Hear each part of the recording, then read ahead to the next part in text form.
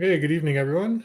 Thanks for joining the Saturday Night Watch Chat. I am the substitutional host, Torn, filling in for Sanjay, who's with me on stream, as well as Patrick. So, how's everyone doing tonight? Sanjay, how was your weekend?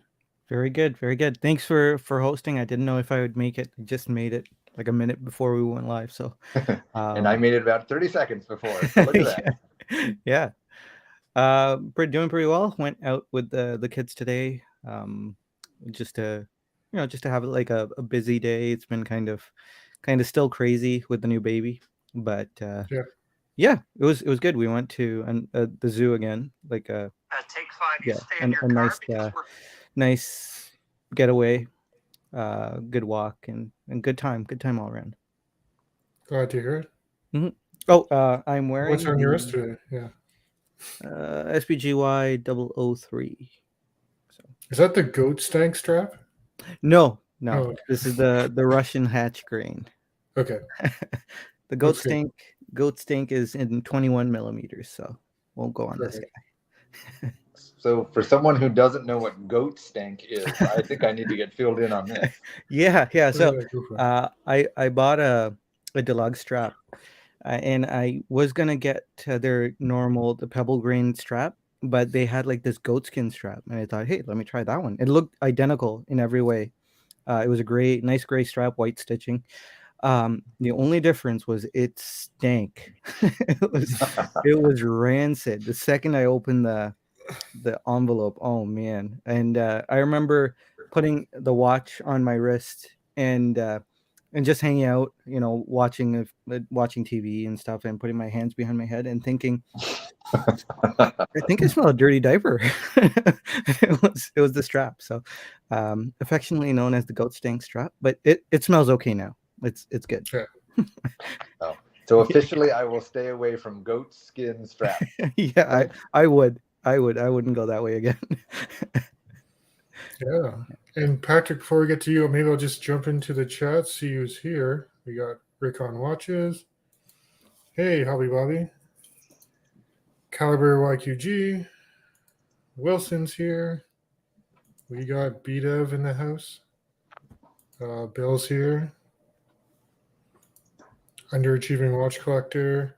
And guys, let us know what you're wearing tonight, too, in the chat. Pale Horse is here. Young Excellency, thanks for making it. Ken Spears here is too.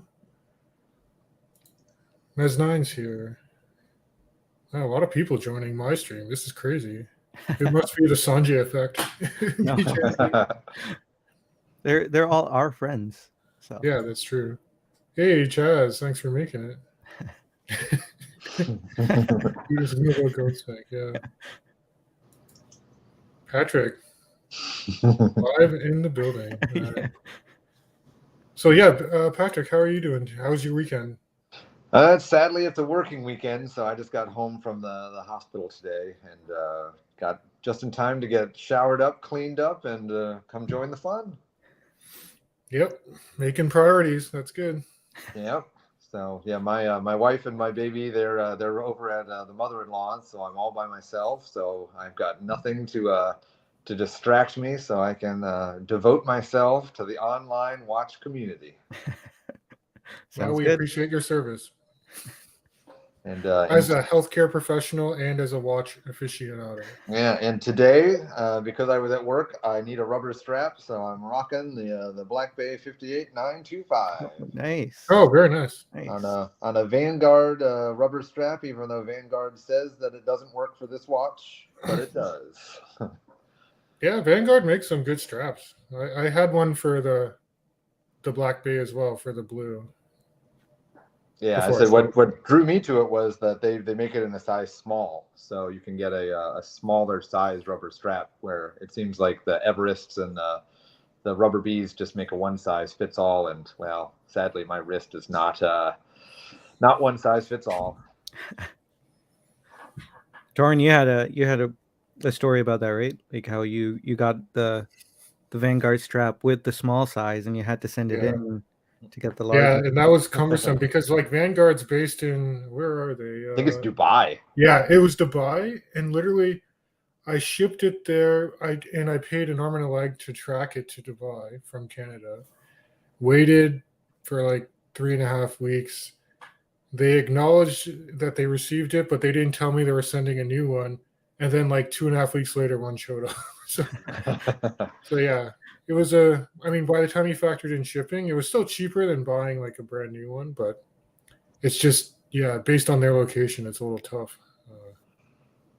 Yeah, getting the right length, because I had to get the long one for my, larger wrist. So yeah, because I mean the small actually is pretty small. So I probably wouldn't go much smaller than me, and I'm I'm a 6.5 inch wrist. So it was surprisingly small. I mean, I've got one keeper, and it's just right over it. So it's snug.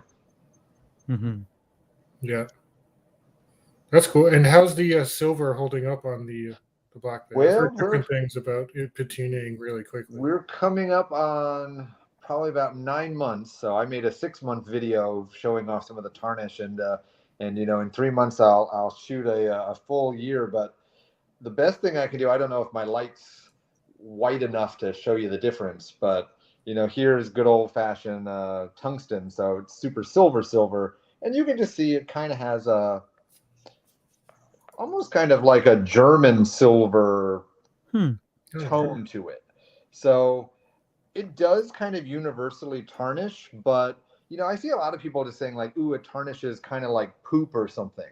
And there's a couple areas where you sort of see a little darker brown area, but I mean, really it kind of tarnishes to this sort of goldeny brown color. So it loses its silver luster and kind of gets a little bit, I mean, for lack of a better word, I mean, just a little bit German silver. And I said I think as a whole it looks fine. So I mean, I don't think I would ever picture myself and say, ooh, German silver is the best looking watch color for the exterior of a watch, but it doesn't look bad. So as I said, I'm still a fan, and I'm not going to polish it back to shiny. So I'm just going to let it turn into whatever it wants to turn into. That's really interesting, because I thought it would be like an isolated incident, because Tudor was really adamant that it would not tarnish like at all. I mean, it probably didn't tarnish for a month. So I mean, their QC or their whatever test they did, maybe they like did it for a month only instead of actually testing it for a year or two. But right. I mean, in terms of general silver, it definitely doesn't tarnish as quick. But I mean, as I said, for them to say it doesn't tarnish, that was just silly. Yeah. Then they said something outrageous, like not in a million years or something. Yeah. Obviously, No, 6 months later, I definitely had some, darker areas that you're like, oh, and it's kind of becoming a little bit more universal now that even more time's gone by, which makes it look a little bit better, because it used to almost kind of have like a hot spot of tarnish, and that's what made it look the worst, because you would have areas of nice glossy silver, and then you'd have this area where you're like, is there dirt under the bezel? But it was tarnish. And gotcha. So that's kind of the part that maybe made people talk about it being poop color. Right. And someone made a comment that we're making the greatest watch references today: poop color brown and goat stank. So good watch terms today. Yeah. Good start, guys. Good start. Yeah. Let's see. I think we got some other people joining. Sorry, I'm skipping down the chat here. Tennessee Mike's made it. Wolfgang, hey man, long time no see. I'm glad you made it too. Neff's here too. That's awesome. We got KRJ, Joey. Joey. The other Joey. Jeffrey's here too. And guys, again, let us know what you're wearing. Danny's got the Casio Oak Navy. Nice. Neff's rocking the Oris Aquas. Excellent choice. Joseph wants to know thoughts on the new Black Bay Pro. Yeah, we can certainly talk about it. I mean, a little bit later. I know it's kind of getting some mixed reactions, but overall, I thought it was pretty positive. Yeah. Well, Steve Steve, Mr. Cassioc actually posted a couple of pictures, and it showed someone's side-on shot of the watch, and it doesn't look too bad. Yeah, My concern was that it was too slab-sided. Like, it got smaller, and it was still 14.6 mil thick. That was a concern, but I'd like to see it in person. Probably won't for a while, but we'll see. Oh yeah, before I forget, I'll do a quick wrist check as well. I am wearing the Nice. The Minamo. The Minamo, and yeah, I've got it on this custom Terry crafted blue alligator leather strap. So I'm kind of plugging this because I'm going to be releasing a review on the Terry crafted straps fairly soon. Cool. And yeah, I'm pretty happy with it. It's my first time getting a bespoke strap, so it's a really good pairing. It looks really good. It looks like it was meant to be. Thanks. Yeah, I'm really surprised. And this is one thing I don't know how you feel about, Sanjay, but a lot of the Grand Seikos of the Evolution 9 series cases don't have strap options, like OEM strap options, unless it's maybe the precious metal ones. But yeah, the precious metal ones do. I feel like the straps really showcase the case design a lot better than having it on the bracelet. So, and it's more comfortable in my opinion. So, yeah, I'm sure they'll come out. Yeah. I really like the Evolution 9 diver that just came out. Oh man. Yeah, I can't wait to see that. But that's not being released until later, right? Like in the summer? I'm not quite sure. I think you're right.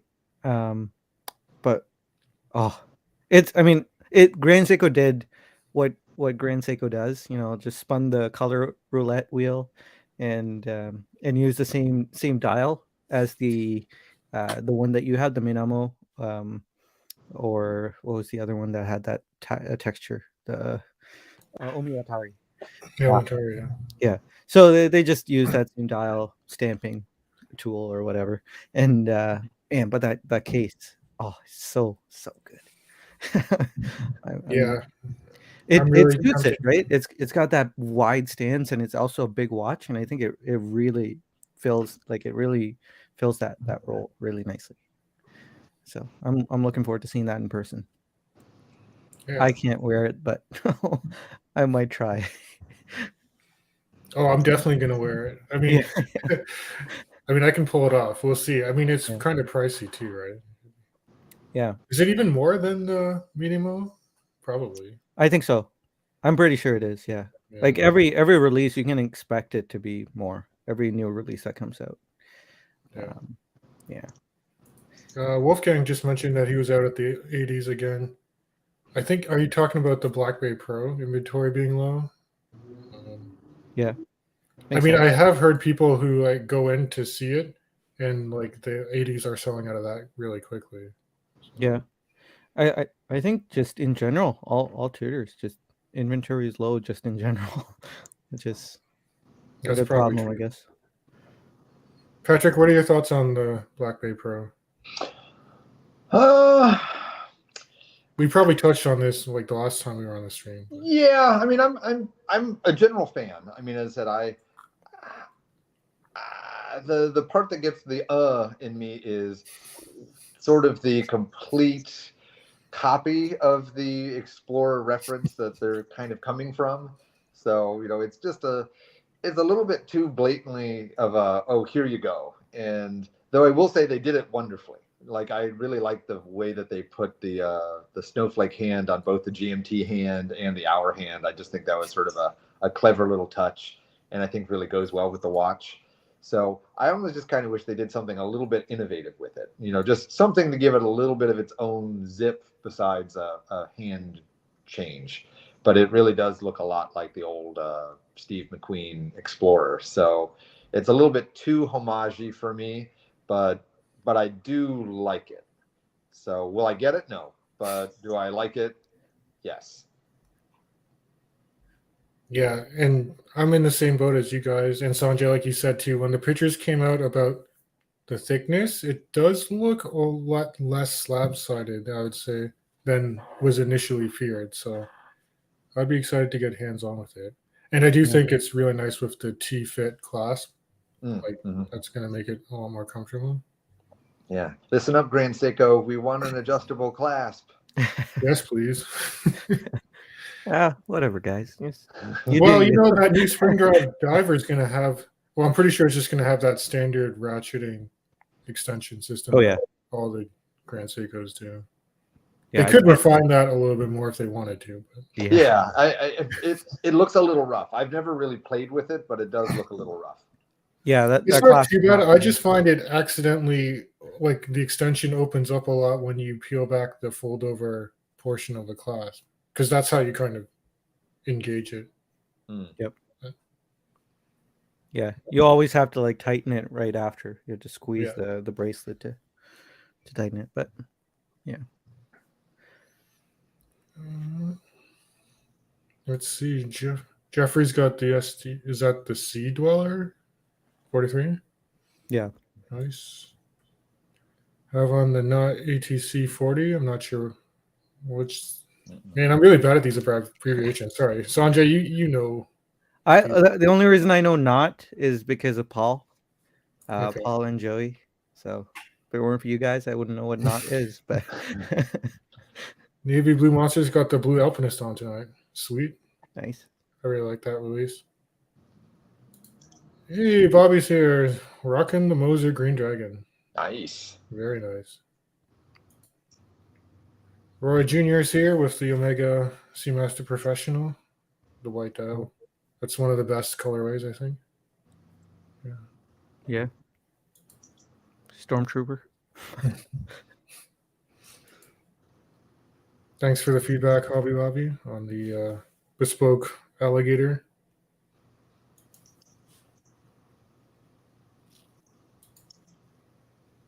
Yeah, Neff's liking it too. Tudor GMT.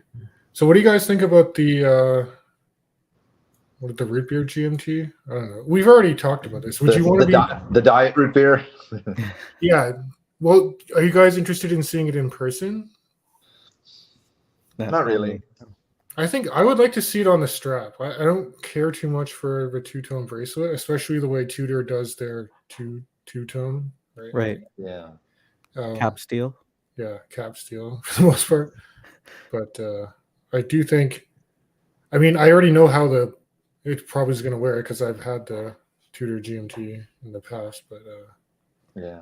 I think Watchfinder, they did one of their little, the two guys talking in the microphone. I think they were talking about the Tudor GMT, and they were referring to the two-tone as being like a solid gold link. And I was like, oh, I don't think that's right. So I was kind of surprised that they were saying that. Well, I mean, to be fair, I haven't actually looked it up. I just assumed that it's capped gold. I would too for the price. Because that just seems too reasonable for a big brand to do that.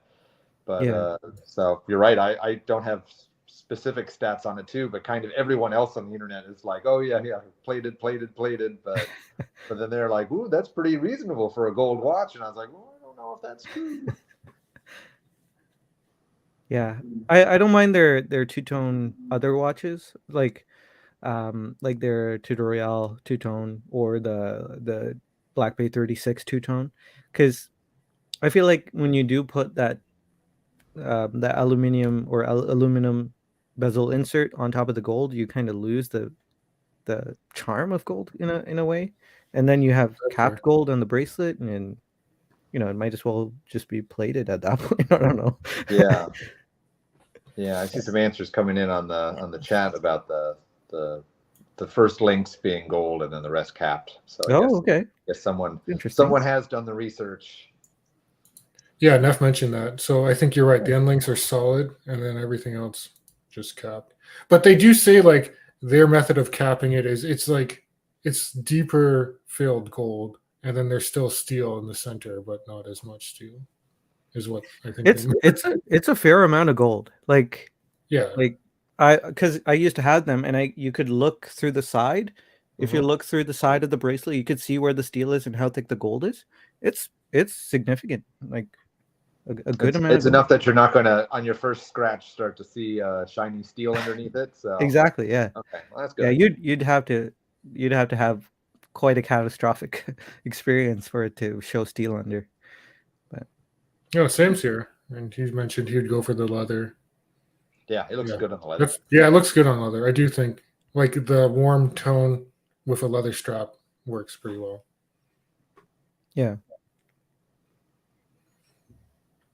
So how about like now that Watches and Wonders is wrapped and like inventory is going to be coming in, is there any other watches or brands that you're really interested in checking out in person, like once they hit North America?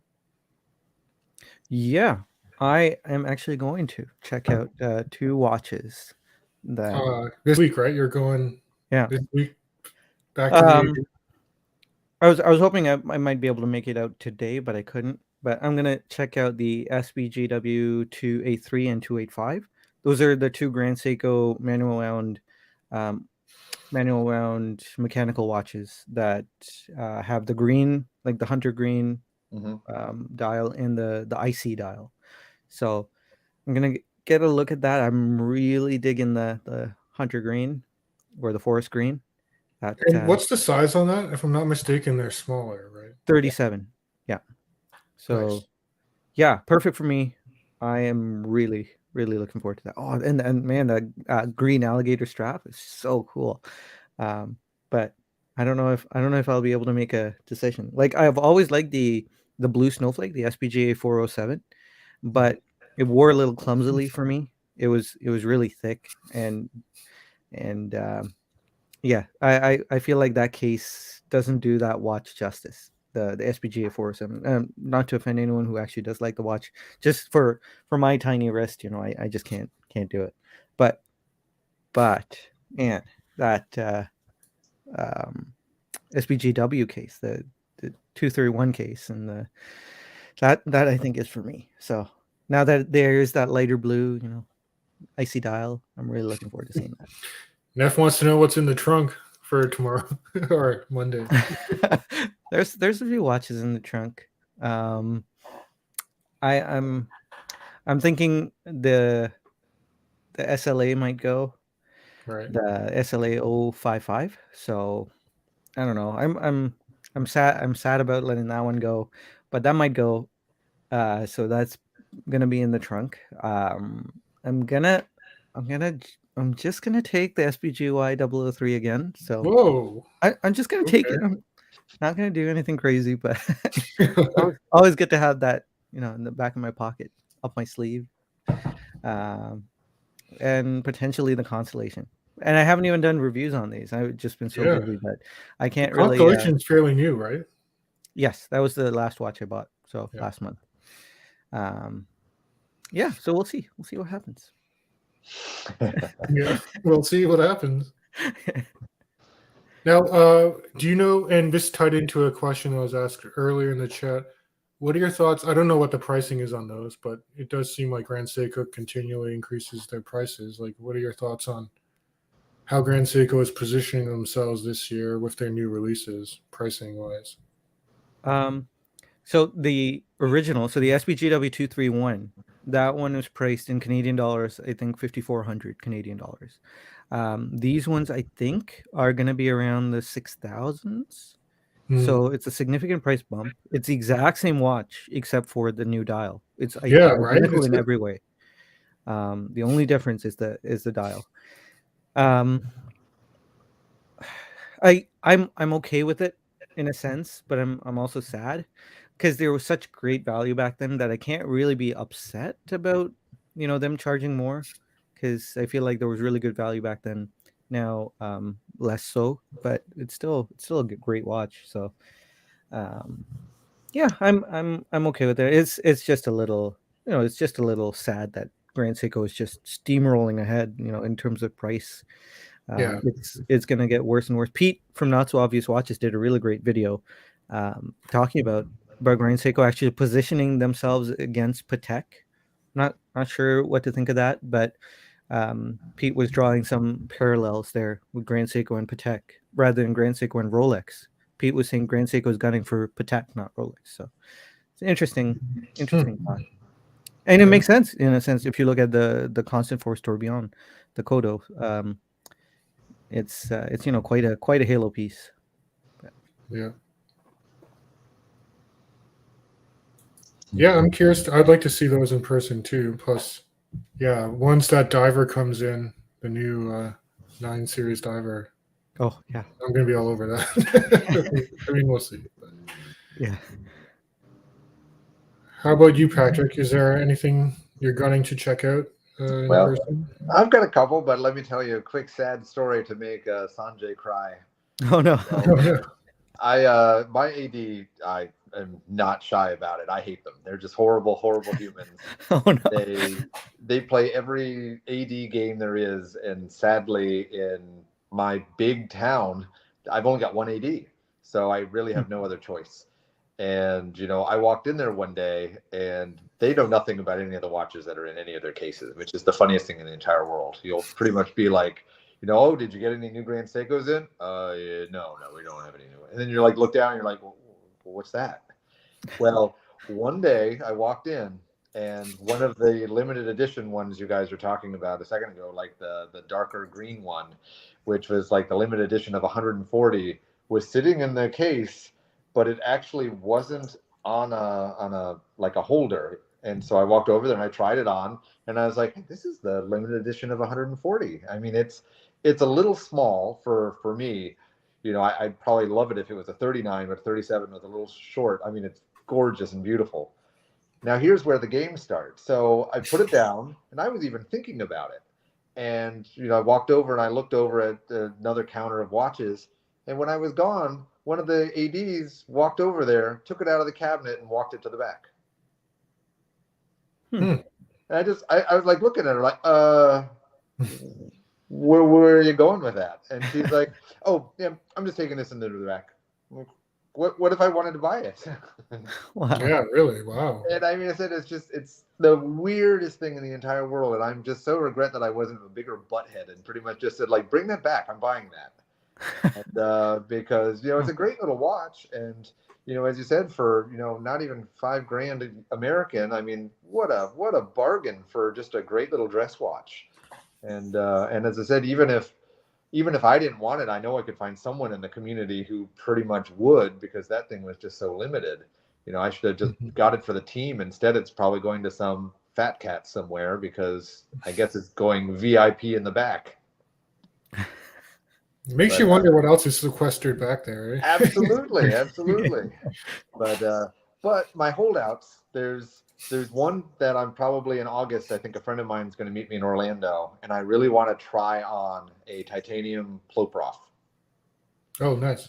So it's probably too big for me, but everyone tells me that they wear small, even though they're a giant chunk of metal on your wrist.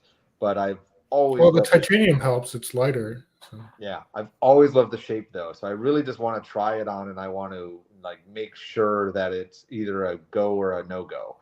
And like you guys, I really want to try on that Evolution 9 diver. I'm probably not going to get that one, because even though I know the world hates Grand Seiko limited editions, I love limited editions.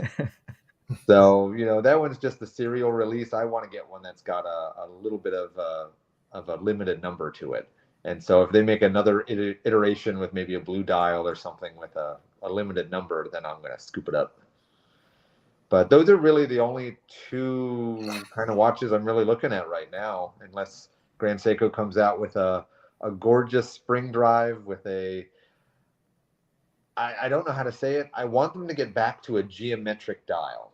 So their dials lately have been very nature and very flowy. I actually miss their old-fashioned, more symmetrical geometric dials where they would hide the GSs and the symbols in them.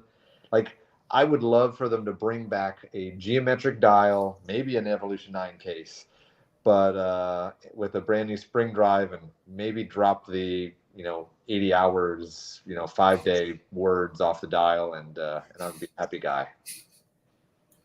Yeah Those mosaic dials are incredible.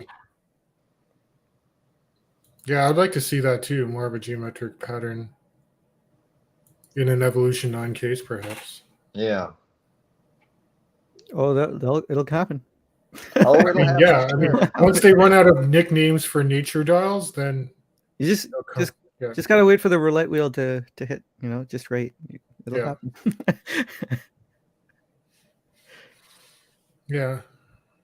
Well, for me personally, I mean, yeah, there are some Grand Seikos I want to check out. I think another brand that had was really cool, and I don't know, they were kind of eclipsed by some of the other hype around the Moon Swatch and some of the other releases. I think is Longines and their Zulu Spirit pilot watch.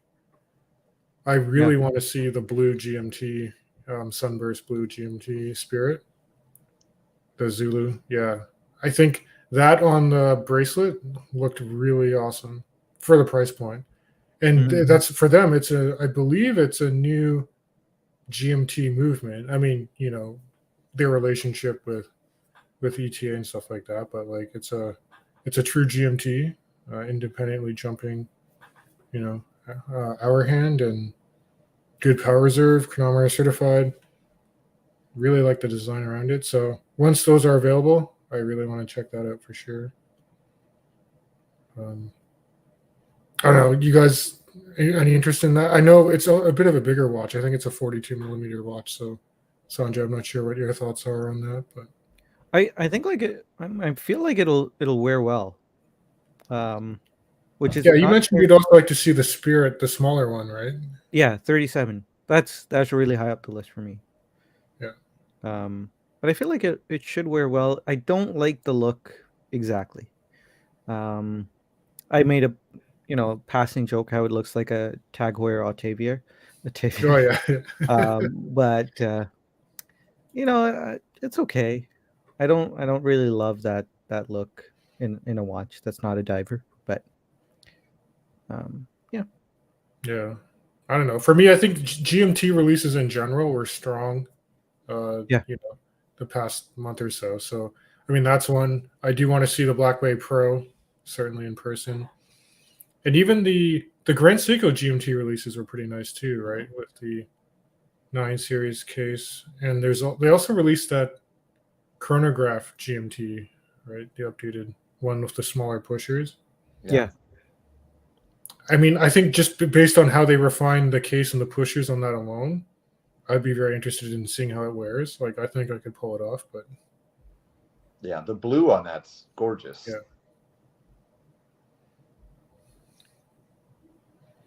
I'm just gonna share my screen with you guys. Yeah, please do. This one here is, I think someone was asking about the 2 watches I mentioned. So this is the 283, and the green is the 285, if I'm not mistaken. I mixed those up. Yeah, the green is the 285. Yeah, they're beautiful watches. Yeah. Oh man. It's just so good. Kiss that SLA goodbye. Would you look at this green? Just look at it. Oh, man. That's just my perfect shade of green. And that alligator strap is just, man. Yeah, so those are. Now the one buzzkill on that watch, though, I think the water resistance is only 30 meters, which is really surprising. Just because Grand Seiko always, just at least puts a gasket or a seal in there to give you a 50, give you 100. I was kind of surprised it was so low. Yeah, it's characteristic for their dress watches. Yeah, like my 003 is only 30 meters water resistance. They do under promise and over deliver. I have no concerns about this watch being submerged or anything. But so and I wouldn't have any concerns here. Not that I would go looking to do that, but yeah. I definitely don't have a problem. Yeah, thanks for sharing that. That's pretty cool. Yeah, you'll have to let us know. I mean, obviously, you might be walking out with one, but yeah, maybe. Or both. I don't know. If you're bringing the SBY 003 there, you might just. Oh, you know what? I could totally see myself getting both. I could totally. I should not encourage you. Okay. Yeah. Yeah, the other watch I really want to see in person, just to see how the color is the Omega Seamaster, the green dial. I think that was a pretty cool release. Wasn't a huge fan of all the different colored Aquaterras, to be honest, but the Seamaster looks pretty nice. Yeah. I mean, some of the guys are saying, Neff was saying I would dump the 003 for that one. Like, I could get both. I mean, if I were to dump the 003, right? I could get both. It's hard to, when you think of it that way. I mean, I love this watch, but you've owned that the longest too, haven't you? Yeah, 2 years now. Yeah, that's the longest I've owned a watch. That's like eon for you, right? Yeah, that's a long time for me. Yeah.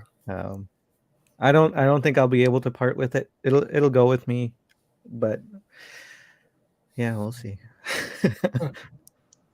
That's why. I mean, that's why I think the Constellation might kick the bucket, because as much as I love the Constellation, there's already petition to keep the 003. Yeah. I'm going to say I haven't seen a single person say it's okay for you to sell the 03, so you're in trouble.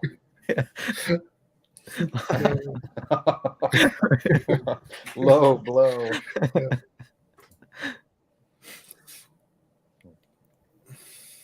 Okay. Well, I'll keep the 003. Yeah, I think. Yeah. Chaz is saying I hate Omega, but I do love Omega, and I just love Grand Seiko more. What can I say? I keep trying to I'm trying to get a good Omega dress watch, which was the Constellation, right? For sure. And I wanted a good Omega diver, and I wanted a good Omega Speedmaster. So those are going to be my Omega trifecta. Because I like to collect in threes in a weird way. But every time I'm getting there, like I was gonna get a Speedmaster. I was aiming for one of the newer Speedmasters, right? And then Grand Seiko does this, and I'm like, well, so long, Speedmaster and Constellation. But yeah. Yeah. Young Excellency saying no matter what happens, next stream's gonna be pretty epic.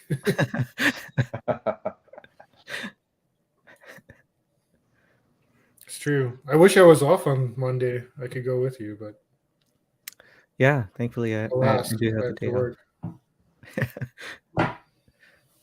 Yeah. I guess like I don't know, the reps we usually talk to, they were at Watches and Wonders, so I suppose they're back now, eh? If you're going. I would think so, yeah. Yeah. Okay. I would think so. He sent me a text. Oh, did he? Okay, yeah. Cool. And he showed me the watches, and I was like, I will be there. I will be there with my trunk full. Yeah. Yeah. I was, especially with all the stuff going on at home, and at work, I was just, not really looking at watches. I was also trying to stock up on my favorite consoles games that are going under, like the eShop or the internet shop is going out of business, not out of business. They're being shut down. So I've been really researching that, looking for good deals to kind of have my collection set. And so I haven't been looking at watches too much. And then, yeah, I saw like all these Watches and Wonders came at a good time to get me back into, like rattle my head a bit, get me back into watches. So, yeah. Especially the Moon Swatch. Oh man, the Moon Swatch when that was released, I was so excited. Yeah. I can't believe that's probably the most hyped watch, actually, right? Like in recent memory, to be honest. Like in terms of a global phenomenon, people lining up trying to get their hands on one. Yeah. It's amazing how fast the hype built, and then they kind of had that crappy weekend, and then the hype just kind of disappeared. I mean, I'm sure it'll come back when all of a sudden the internet says it's there, but it's just like nobody even mentions it anymore. It's almost like it's a distant memory, but that was only like 2 weeks ago. Yeah, it's true. You're right. The momentum was crazy, and then it really trickled off, I think. Although I was trolling eBay today, and you still see like, all those like flippers trying to get like over $1,000, and it's ridiculous. I feel like the hype is still kind of there. It's just under the surface. Yeah, Because Watches and Wonders took a lot of the oxygen out of that Moonswatch, right? I mean, Sure. just as much as the Moonswatch took a lot of oxygen out of Watches and Wonders. I feel like Watches and Wonders, all these amazing releases from Tudor, from Cartier, from who else? Hermes, Montblanc. Yeah, kind of took the air out of the Moonswatch, at least in the watch community. Like the world at large is still going gaga over the Moonwatch. I feel like Moonswatch. True. Yeah. Yeah.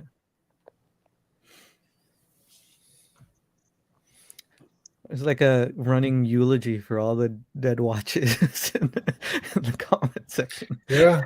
I mean, Chaz bringing up the past here. Funny to wish I had neck to. Yeah. Yeah, Scott mentions a good point. Actually, the Mont Blanc GMT was, I think, really nice as well. Yeah. Yeah. I was really impressed by that, actually. It didn't get a lot of coverage, I don't think, but no. Pretty cool design. Like the way they did the GMT function on it. Yeah. I kind of like the diver too. Like, I know it was not the most popular one, but it looked pretty nice. Yeah. The thing I like for me with Mont Blanc is I don't really see a lot of authorized dealers in our area. I don't know if you do, but our ED actually carries Mont Blanc, so wow. Yeah. I didn't even know that. Okay. Well. Yeah. Okay. It's just their downtown location, so downtown Toronto. Okay. But if we asked them to, they'd ship it over to the other location.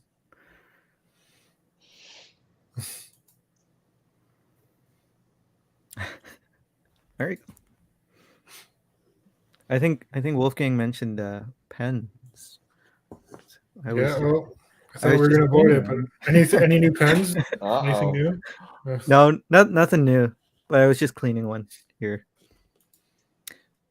I ruined the nib on this guy. I was trying to polish it out, and it was the softest iron or steel nib. So I don't know if you can see it, but there's a little bit of a. I squeezed it back together again, but there's a little bit of a. Yeah, I messed it up. It writes fine, so I'm not gonna send it to a nibmeister, but yeah. What's the shelf life for a nib?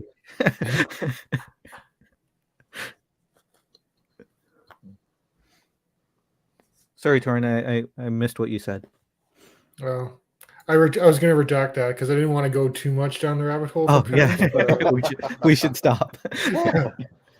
Smart. Yeah. Even though now you asked the question, I am kind of curious about the answer. What was the question? Right. In a very short time frame, what's the average like shelf life for a nib for your pen? Oh, it's indefinite, if I'm not mistaken. I'm sure Marcus will chime in later, but I'm pretty sure it's indefinite. You could keep it going forever. As long as you don't damage it, it doesn't. Yeah, no, this was just a garbage nib. Seriously, this was awful. Yeah, it just bent like it was a piece of cheese, or I don't know. Piece of cheese, okay. Yeah. All right. The people are getting wild. No more pen talk. Yeah, natives are getting restless here. Okay. Yeah. Wow, that's a long list. Once Bobby spells it out, man, you've gone through a fair bit. Yeah. That's pretty good. So what's your collection at right now? Like you're sitting at 6 watches, give or take? I think so. That's yeah, because I have one Omega, and I think I have 4 Grand Seikos and 1 Seiko, which is a Grand Seiko. I'd call it Grand Seiko, SLA 055, but soon to be 2 more Grand Seikos and 1 less Omega. People say never go full Grand Seiko, guys. Well, I was gonna say you can't get rid of the 003 now, so at least we've secured one. Or if you do, at least lie about it on the stream. Yeah. We'll need proof. Everyone next week's going to be like, show it to us. Yeah, we need proof of life. Mm-hmm. Yeah.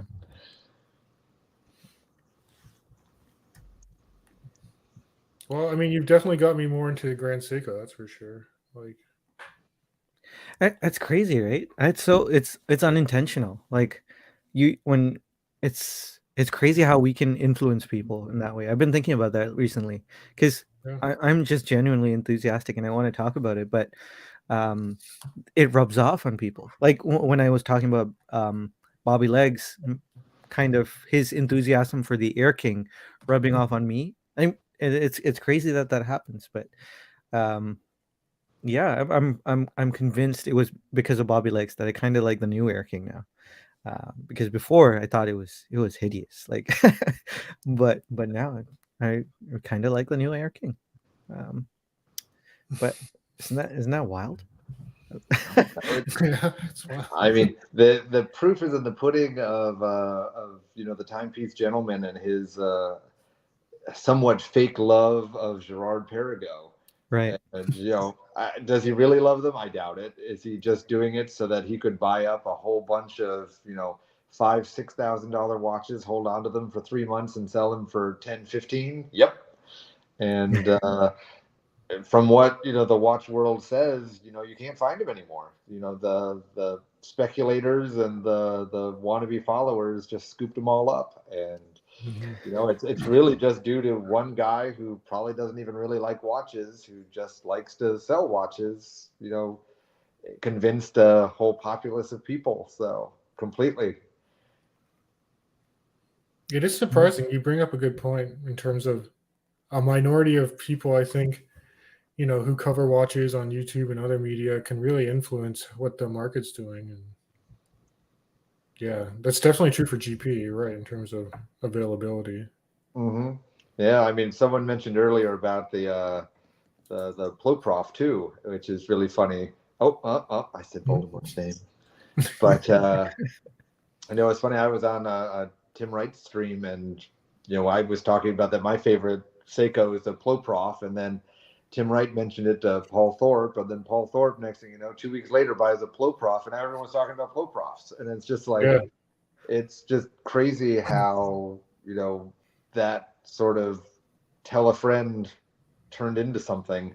I mean, was it coincidental? Maybe, but it just seems odd that they didn't come out with any new watches. No one was really talking about it except it's always been my favorite Seiko, or not Seiko, favorite Omega.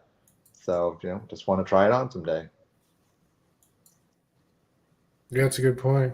I think, was it Timeless Watch Channel? He mentioned how Paul Thorpe was happy that he didn't even get a good discount on the Ploprof because he said it made him appreciate that watch even more.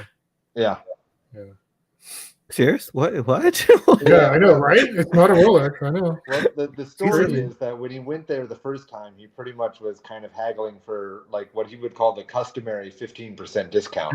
Yeah, and he went to a boutique, so it's not like he even went to a nickel and dime store. But the thing though is he did buy a discontinued model, so I guess the boutique had some new old stock, so they probably did want to get rid of it.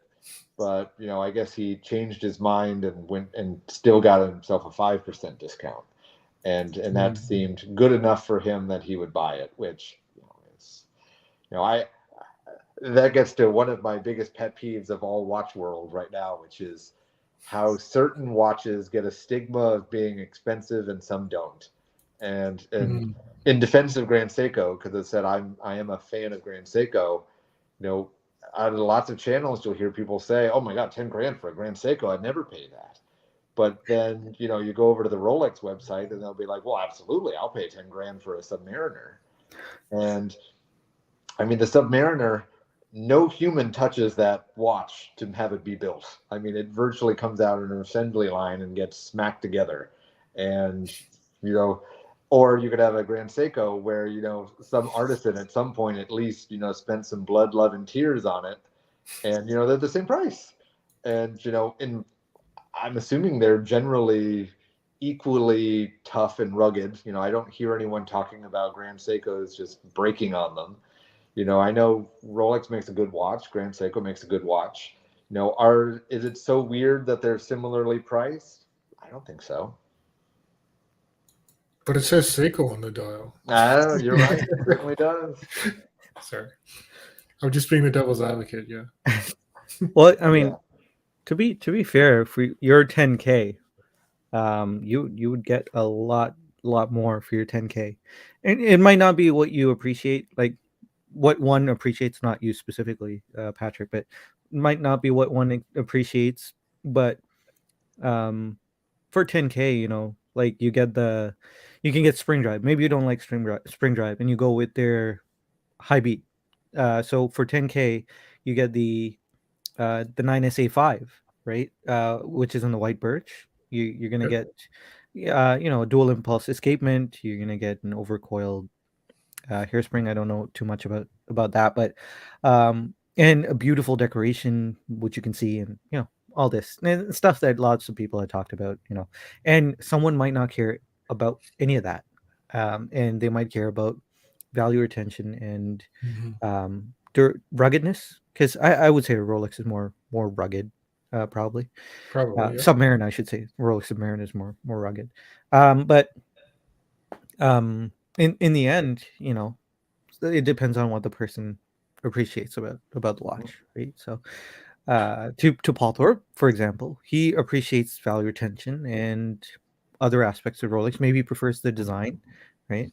While I, on the other hand, not that I'm his equal, but I, on the other hand, really love the idea that a guy or a girl, or sorry, someone put their hands on that watch case, polished it by hand, and assembled the movement by hand, right? That means a lot to me. 100%. And the fact that it's got all these technologies in it, like spring drive.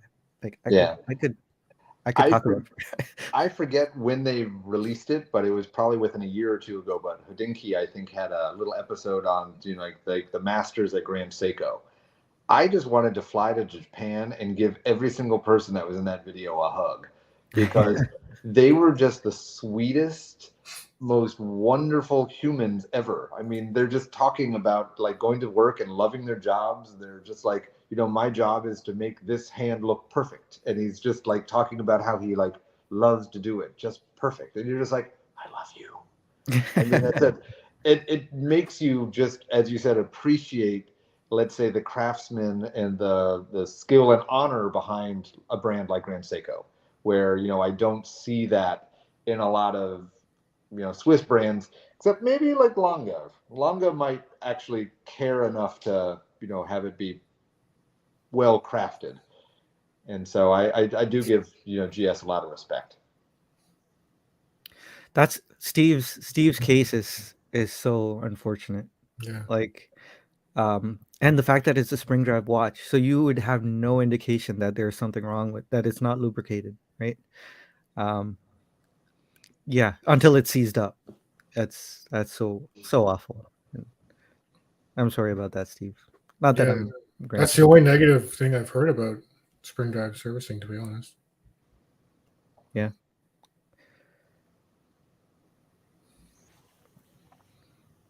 But yeah, interesting. I know the chat. It's kind of polarizing. Like, obviously, yeah, some people value the technology, the hand finishing of Grand Seiko. Some people, like you said, Sanjay, value retention and ruggedness. And to Rox's defense, like for me, the models I like, I've always seen them as tool watches, right? Like they're very precise. They can take a beating. They fit like a glove. Like that's another thing I've noticed, like with their bracelets and stuff, unlike Grand Seiko, which, I throw my Grand Seikos on straps mostly now. But yeah, I mean, a lot to appreciate for both. Value for money wise, I do think you're getting a little bit more with Grand Seiko for the money, but I mean, Rolex is in a bubble right now, so will spring drive work in the winter? Only in the spring. No, actually, this new spring drive, it senses the temperature like 500 times a day, and it adjusts it accordingly. But yeah, I see the pun there too.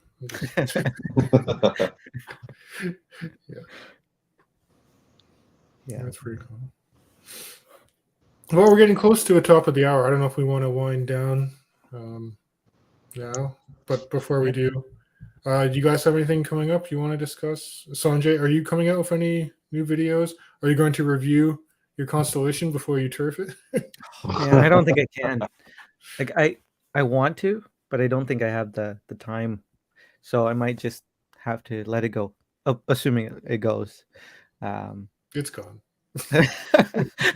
You don't know that. Sorry, I don't know that. Maybe I'd be really disappointed once I see the watches in person. I'm like, oh, they're nice, but not. I think I prefer the Constellation. Might come back empty-handed. I don't know. I'm on Team Torin with this one. I don't think that Constellation is going to survive the weekend. Yeah.